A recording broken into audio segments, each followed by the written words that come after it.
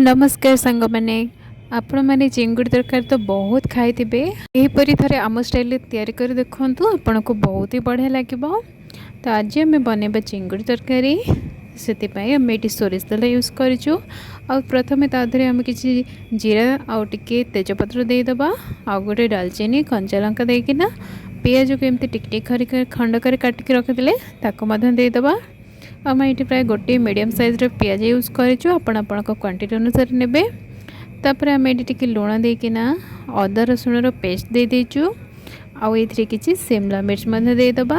तापर टमाटो देदेबा आउ ताको किसी समय एमती जारी दबा। जारी सारा पर ये जीरा पाउडर आउ टे धनिया पाउडर आउ टे गरम मसला ये सब को ऐड करदबा।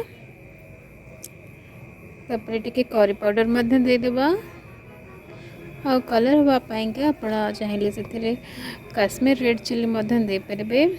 आम ये आउ टे चिकेन मसला यूज करूँ। ये सब को देकिना भल भाव गोले दबा।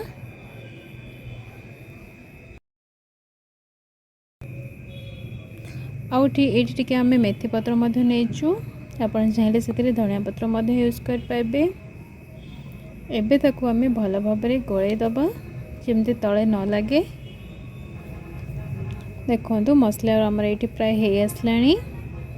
मसला को ये प्राय आम 5 ରୁ 10 मिनिट कषला आम से चिंगुड़ी ऐड कर देचु जहाँ को आम आगुरी तेल रे भल भाव भाजिकिना नहीं ताको देकी भल भाव गोले दबा। आपको 2 ରୁ 3 मिनिट एमती गोलेला आम से पानी दबा। देखो आमर ये चिंगुड़ी तरकारी भी बहुत टेस्टी देखा आपण आपको भात खातु कि रुटी खातु बहुत ही भल लगे। देखो ये आमर चिंगुड़ी तरकारी आम पानी दे देचु आउ ये फुटापी किसी समय छाड़ीदबा। बस एबे हमर चिंगुड़ी तरकारी पूरा पूरी रेडी हो जाइए। आम एबे गोटे प्लेट रे सर्व कर दौचु। देखंतु केते बढ़िया देखा जाउछि। आपण थारे याकु निहाती ट्राई करिवे।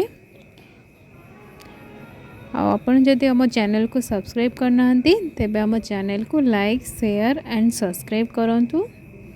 रहूचु देखा आ गोटे वीडियो रे।